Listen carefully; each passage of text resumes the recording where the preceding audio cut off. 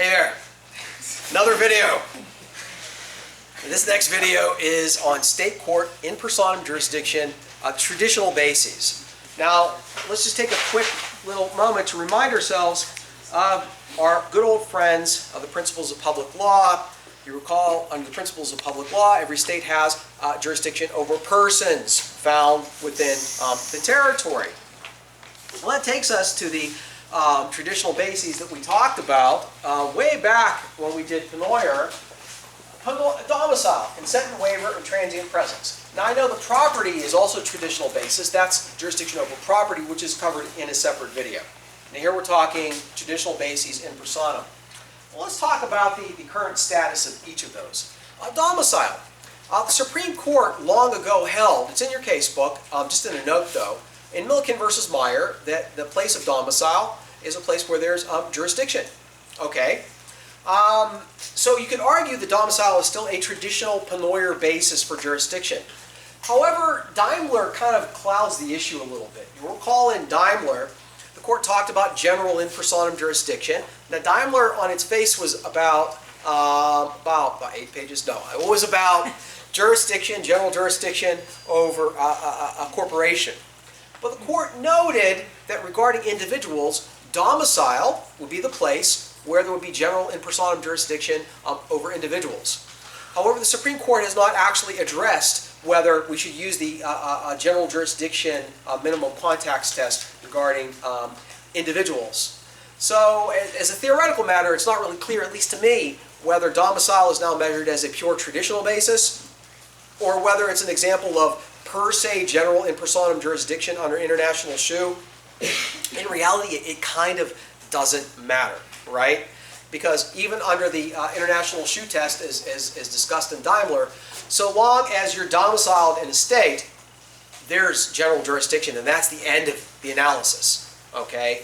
So even if the rationale now differs, the result is going to be the same. But conceptually, it's useful to realize the law here is kind of arguably unsettled, and there's two different ways of justifying it. Enough on domicile. Next, consent and waiver. And I kind of personally lump these two together because if consent is you've done something that leads to a finding of PJ, and waiver is you've failed to do something and that leads to a finding of PJ, well, that distinction is a little harder to make in reality. For instance, if you show up and start litigating on the merits in state court, that's called making a general appearance, right? And now you're subject to PJ. Well, is that consent because you showed up and litigated, or is that waiver because you failed to properly object? So to me, the distinction is almost kind of a metaphysical one. Instead, I want you to think about things you do or don't do that lead to there being PJ, regardless of context, right? Regardless of fairness. You've done or failed to do something. So for instance, in federal court, we're going to learn later this semester or early next semester, that if you go to federal court, you have a limited amount of time to object to PJ. And if you wait too long to object to PJ, or you don't file your papers and include PJ as a defense at the proper time, then that defense is waived and gone forever, okay? There's other ways these types of activities can lead to PJ. For example, a forum selection clause, also known as a choice of forum clause. If you sign a contract, if you contractually agree that any disputes will be resolved in a particular state, that's a forum selection clause. Courts usually uphold them as long as it's a valid contract and it's a reasonable relation to the litigation. Courts usually uphold them. You can also stipulate to jurisdiction in a letter from your lawyer, for example. Okay, so there's a whole bunch of different ways there can be. Stipulation, the general appearance, the forum selection clause. I didn't go into it in class, but there's a very interesting case that I'm happy to talk to you about outside of class, where the Supreme Court said that there could be a finding of personal jurisdiction as a discovery sanction when the defendant was withholding information from discovery that was relevant to the analysis of personal jurisdiction. So sanctions can sometimes lead to personal jurisdiction. Finally, the question of implied consent. You'll recall that from the case of Hess versus Pulaski, where a driver goes into the forum state, gets into an accident, and then he leaves and goes home. And the Supreme Court said, by driving into the state, the driver impliedly consented to appointing the in-state registrar as his agent for service of process. Well, I realize that Hess is out there. However, there's a very strong argument that implied consent is no longer a bona fide basis for personal jurisdiction. Why?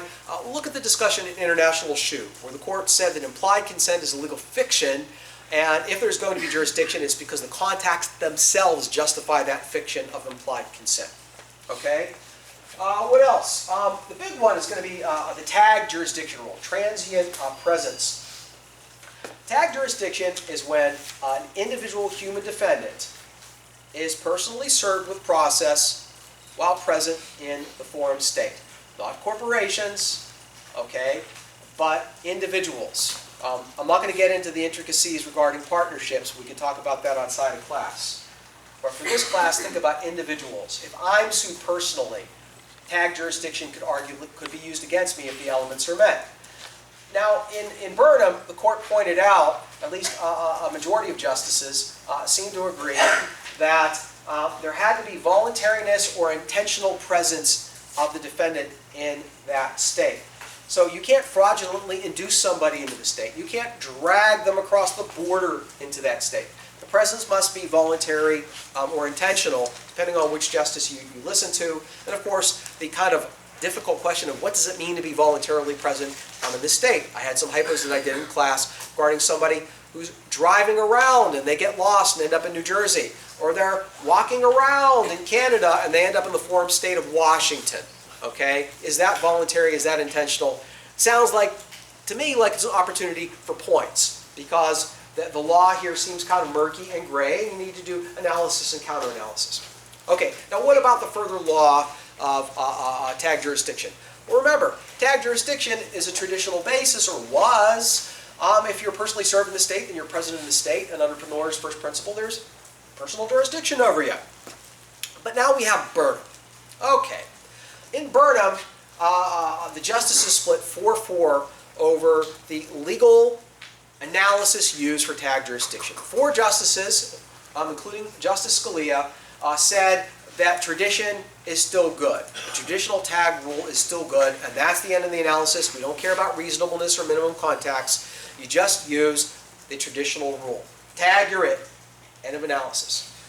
Another 4 justices, including Justice Brennan, said that, whoa, use the minimum contacts analysis, because in the earlier case of Schaffer, we said all assertions of state court jurisdiction shall be analyzed under International Shoe and its progeny. All meant all, let's do minimum contacts. Brennan's analysis is kind of goofy, though, because he treats the presence of the state seemingly as a super contact that would permit general jurisdiction, right? And we discussed in class the flaws in his analysis as well. What do we take from these 2 cases? It would appear that for Scalia, the tag is enough. For Brennan, you need to have the tag, but then do some minimum contacts analysis. So then port that over into a specific and general jurisdiction analysis, keeping in mind that Brennan would seem to treat the tag as being extremely powerful tag. I guess it's more than a tag. It's more like being plopped in the head by a bat, is the way that Brennan seems to look at it. Okay, I think that's it for this video, and in the next video, we're going to move on to a brief overview of the minimum contacts test. Thank you.